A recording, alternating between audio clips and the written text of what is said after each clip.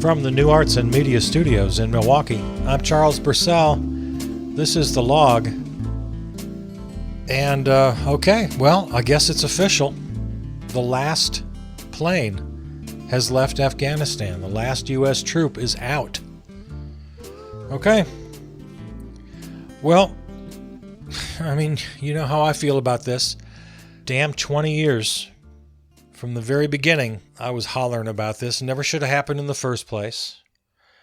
Retired U.S. Army Major Richard Ojeda quoted, $2 trillion to train and equip the Afghan military over the past 20 years. They fell in a week. It was never about real training.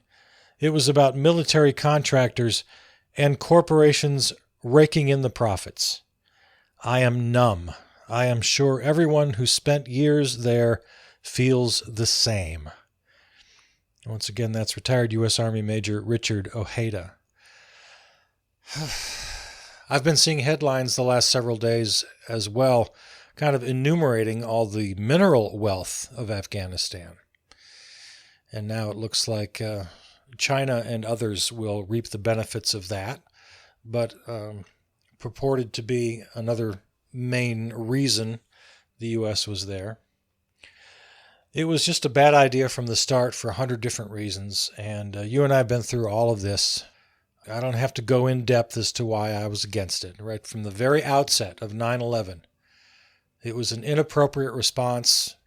We had the whole world with us. We could have squeezed them economically. We could have squeezed them diplomatically. We could have gotten anything and everything we ever needed. We didn't need revenge. No one needs revenge. That's never a reason to go to war. There never, ever should have been any kind of a war. This was not, the towers of 9/11 was not an act of war. It was a massive crime. Should have been treated as a crime with the cooperation, literally, of the whole entire rest of the world. And the world would be a different place without the so-called war on terror. It was a dreadful, horrible, tragic mistake right from the beginning, and there's nothing good to say about it. Now, as far as the withdrawal, as far as Joe Biden and his decision-making, you and I have been through this as well. I won't revisit it except to say I'm speculating now. There's no way to really know this for sure, but here's my guess. Everybody's going to forget about this in a matter of days. I really don't think this has any lasting political impact. Now, by saying that, I don't want to ignore or diminish the fate of thousands of Afghan citizens who really wanted to get out and we're leaving them behind. I think that's abominable. I think there's no excuse for that.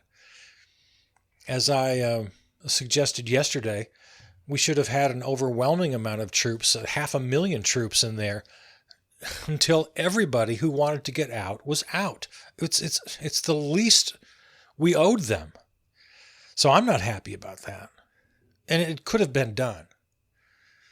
But it wasn't done. It was a choice. I give Joe credit for sticking to it. It took a lot of guts. Guts that the Orange Menace didn't have. Guts that Obama didn't have. Guts that George W. Bush didn't have. So I'll give him credit for that. Even somebody who makes a lot of bad decisions, he did it for the right reasons. The war needed to end. It was ridiculously too long, and he knew it, and he stuck to it. I give him credit for that. Plenty of blame, plenty of credit. It'll all be hashed out in history books and in op-eds and in essays in the New Yorker. But everyday folks on the street, it's going to be out of their heads by the end of the next news cycle, let alone by the 22 midterms. I don't think this is an issue at all in the 22 midterms. Not at all. I mean, I guess I can walk that back just a little bit. The people who participate in midterms and in primaries, the really devoted voters on either side, they're usually the ones who care about such things in contrast to the regular folks on the street. So For the more politically involved, yeah, it might make an impact. And therefore maybe a little bit more in the midterms because it's a lower turnout than the general. But I guess I would bet that it's not an issue in the next election. What will be an issue, and let me just say this one more time for those of you in the back row, Democrats, pass your legislation. You can get anything you want through the House, just about. So go ahead, pass it. Pass everything you want. And for the most part, you've been doing that. But keep it up. Voting rights, voter protection, infrastructure plans, DC statehood, all of it, the whole agenda. Pass it through the House, and Chuck, take it to the Senate and put it to a damn vote. Force the Republicans to deny what you want. Force Joe Manchin and Kyrsten Sinema to vote yay or nay. And then if you win, great. If you lose, take it to the voters. Say, here's what we had. Here's what the House passed. Here's what the House Democrats passed. Here's what 49 U.S. Democratic senators wanted. Only for the fact of Joe Manchin and the Republicans were they denied. Put your whole agenda to a vote. That way you can take it to the voters in 22. You can say, this is what we stand for. This is what we put up for a vote, and these are the people who denied passage of these bills. Because the American people are with you. I keep repeating that. There's more proof. Our buddy Pramila Jayapal of the Progressive Caucus, Democrat from, where's she from? Washington, right? Yeah. She has a nice little piece in something called dataforprogress.org. A little progress report on where the progressives stand with the American people. And this is something I like to point out whenever I can, that the American people, by and large, are with us. That is, they are with progressives on the issues. In a majority, high 50 percentage, into the 60, 70, 80, sometimes 90% in agreement. Let's just review here, shall we? 74 million people voted for the Orange Menace. That's about 20% of the U.S. population.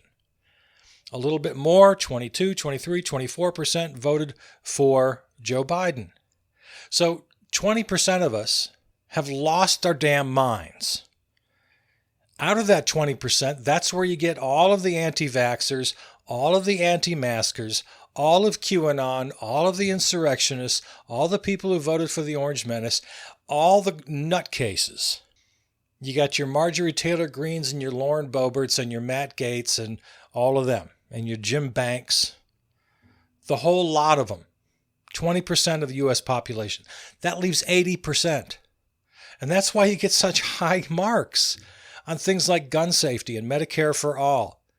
Right on down the line, the progressive agenda, the American people agree. The lowest numbers you see are in the 50, 55, 56, 57%. Most of these issues are in the 60s and 70s, and as I said, some of them up in the 80s and 90s. So 20% of the U.S. population have lost their damn minds. The rest of us are decent, hardworking, right-thinking Americans. Only 20%, or slightly more than 20, 22, 23, 24%, managed to get out and vote for Joe, so thank God the Orange Menace wasn't reelected. But that number is way too low. Now, what happens is, it looks like America is divided right down the middle, because that serves two agendas. One, the political class, the actual office holders. And they have to make these diametrically opposed fights and arguments.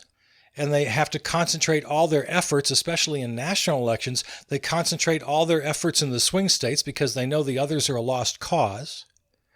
So it puts all of the attention and all of the rhetoric into this 50-50 battle. And it gives the impression now that the whole country is a 50-50 split, when that's the furthest thing from the truth. So you got your political class, your office holders, and everybody who works for them, and all the spokespeople, and all the strategists. Now you got, number two, the agenda of profit-driven media because they gravitate toward the 50-50 fights. They gravitate toward some of them for strictly cynical money profit-driven reasons. This is where the fight is. This is where the excitement is. And then some for sort of highfalutin altruistic reasons, like PBS. I'm always criticizing the PBS NewsHour. Well, let's get one side to debate this and one side to debate that, and let's make sure to have a conservative on the panel and a liberal on the panel. And it always gives the impression that there's a 50-50 battle because of their striving to be quote-unquote objective. That, or, which is more common in the commercial networks and the cable guys, they're doing it because conflict gets more clicks, gets more readers, gets more viewers. So this damn 50-50 split is just a big, huge lie. And you can't fall for it. All right. Pramila Jayapal writes about, a few different categories here. She starts with a fair economy and democracy. A July poll found that 56% of respondents support passing the PRO Act, which is protecting the right to organize. A bill that would be the most significant workers' rights legislation of the 21st century. 56% of Americans agree with the PRO Act. 56% is a really high number for something that progressive. Throughout the pandemic, progressives have also fought to ensure the needs of the most vulnerable are met. We helped secure survival checks, overwhelmingly supported across party lines, with 83% of Democrats, 82% of independents, and 70% of Republicans in favor of these so-called survival checks. And yet, what do you see on the news? Huge protests fighting against such things. I'm telling you, the 20% wackos get an awful lot of attention because they make for good video. They make for exciting news. If we can't convince some, and we never will until we get rid of the profit motive, if we can't convince media to stop playing this little game, we have to at least educate ourselves to know that it's a lie. I mean, yes, it's true. Yeah, those people really are out. They're real people out protesting with their signs. But what the lie is it's a lie of omission. They're not telling us, yeah, you know what? That's just 10% of the 20% of the types who believe in QAnon and voted for the Orange Menace. This is a tiny sliver of the American populace. 80+% of Americans disagree with these people. That's the part that isn't stated, and that's the part that makes it a lie. And we have to know these things. We have to educate ourselves. We can't fall for it. Because what I'm afraid of, and I think we've seen evidence of this, when somebody, a tiny sliver, 10%, gets presented on the news as though they were 50%, it legitimizes them. And maybe some people susceptible or on the fringe or just, a little bit vulnerable, gullible, they'll look at that and they'll get the impression, oh, I guess that's an acceptable position to have. All right, well, those people kind of look like me, and I guess I'm kind of I'm a conservative, so I guess now I'm going to agree with that. So in other words, the lie that they are legitimate then has the danger of uplifting that position until it really is gaining momentum.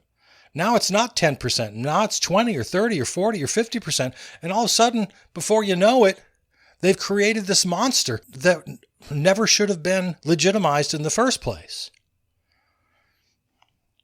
All right, what else does Pramila Jayapal write about? We rallied behind the For the People Act because everyone should be able to make their voice heard and their vote count without racist voter suppression tactics, partisan gerrymandering, or corporate money drowning them out.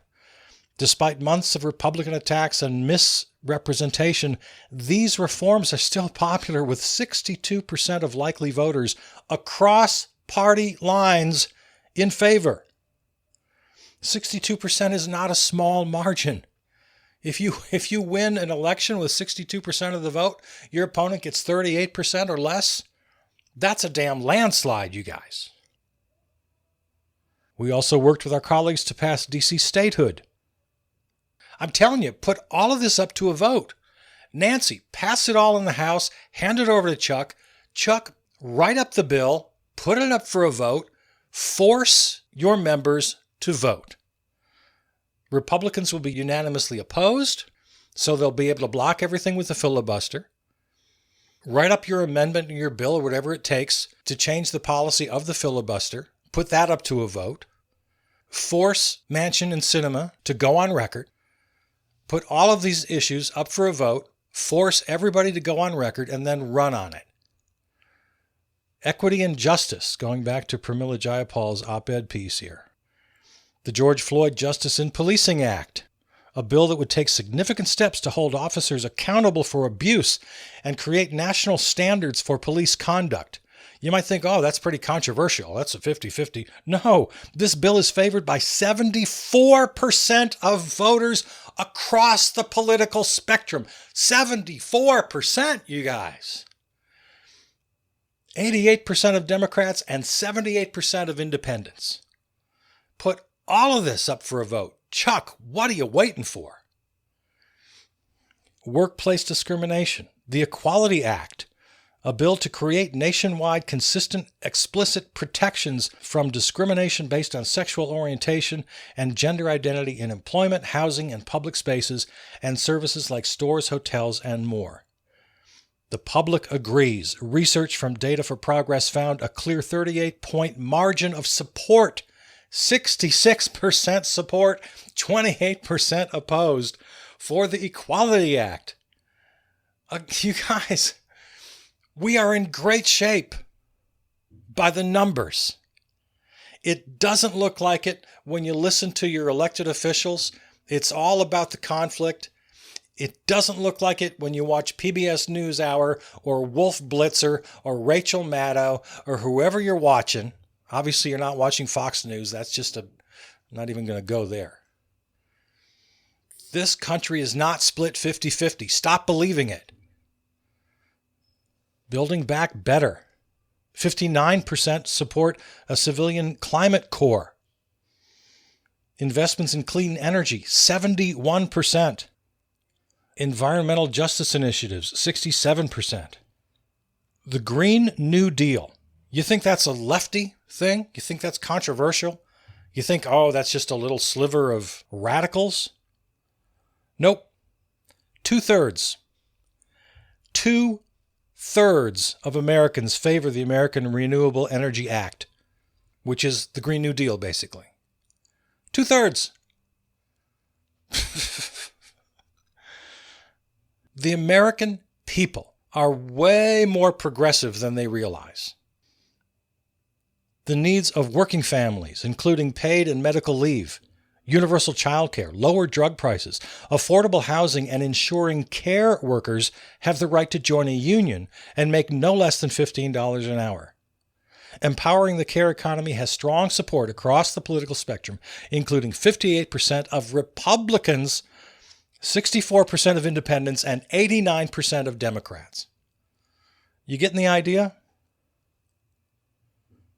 The Progressive Caucus is getting it done. Chuck, Nancy, you got to get in line behind your Progressive Caucus. They are with the American people. This is great policy, great politics.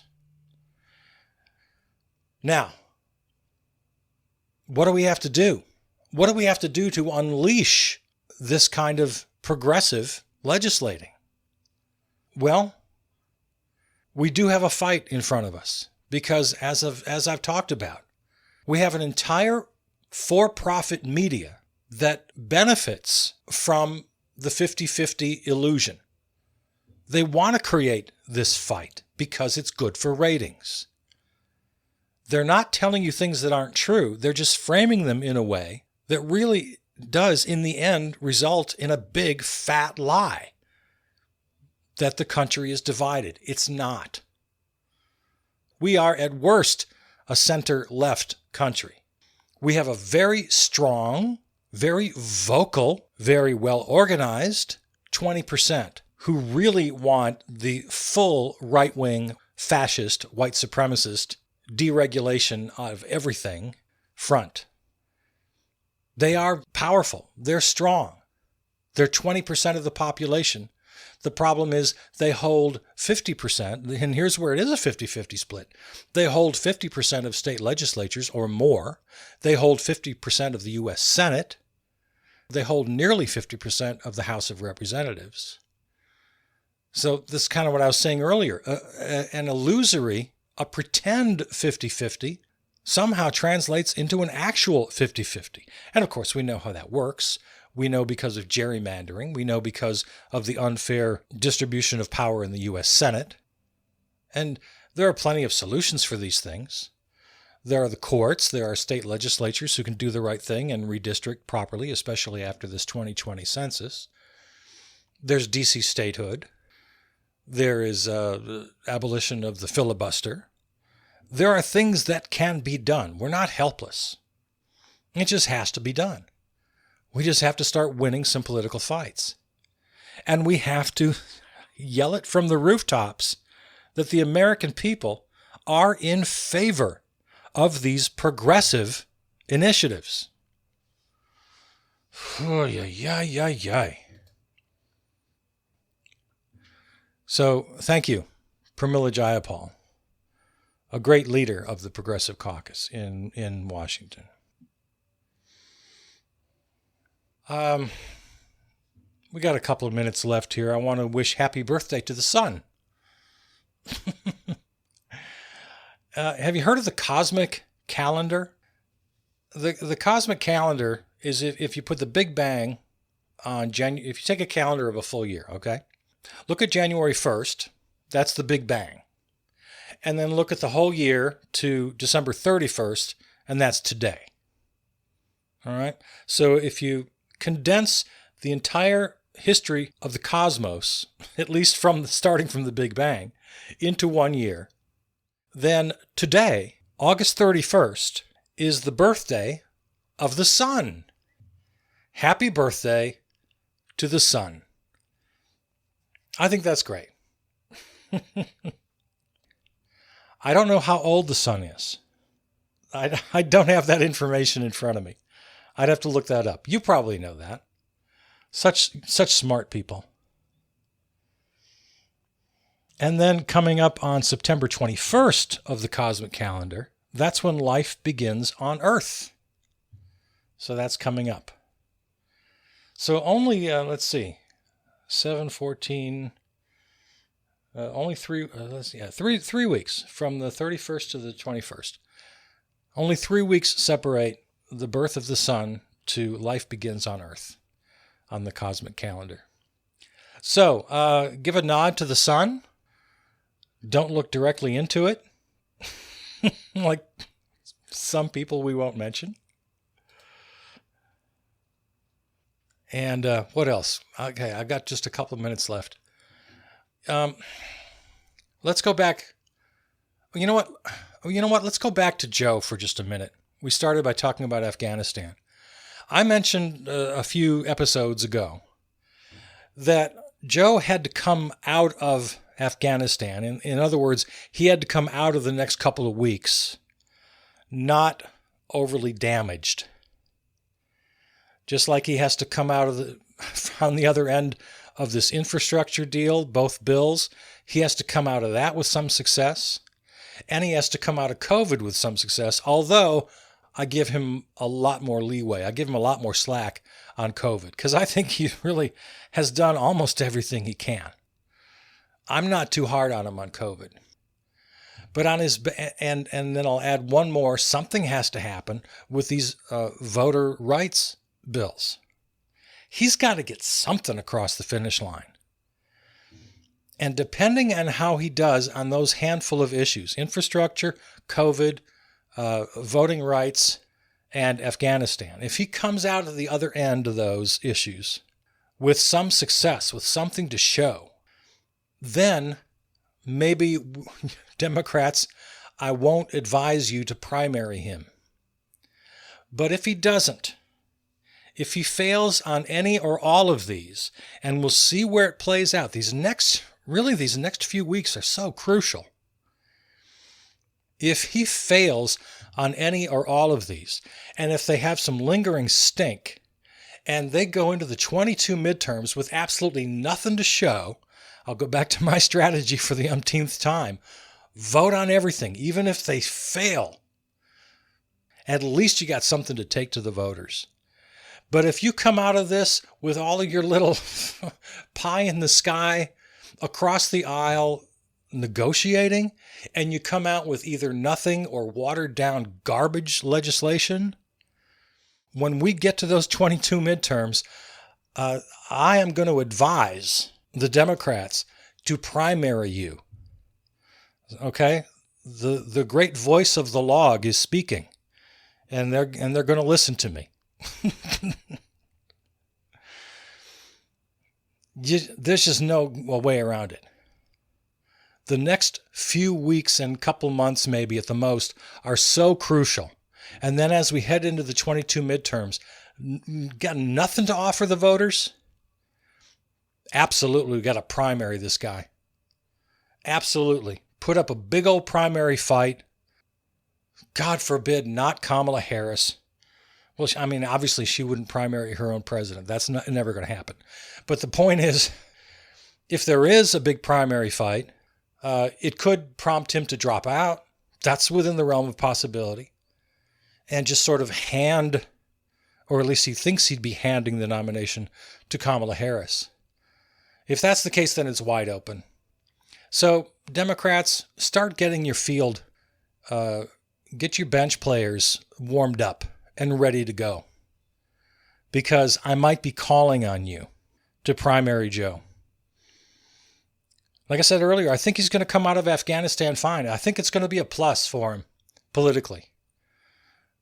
And one more time, just so we're clear, I feel horrible. I feel completely just awful about the thousands of Afghan citizens who are going to be left behind. No excuse for that. Just no excuse. And I'll never forgive Joe Biden for that. I think that's just abysmal. But I'm giving him one last chance. Get the rest of this stuff over the goal line, or really, there's no reason not to primary this guy. All right, with that happy thought, let's keep fighting, everybody, and let's remember, we are on the right side of history. We meaning just this general broad coalition I'm talking about. You don't have to be usually I'm asking you to be this big old radical progressive. I'm not even asking that today. I'm just talking about this broad coalition of the general left to the progressive left. We have, by the numbers, Americans are with you. You got to shout that message through the biggest megaphone you can find. You got to make the media hear you. You got to make your damn representatives in Congress hear you. You got to make Joe hear you. Progressives have the numbers. All right. I love you. I'm Charles Purcell.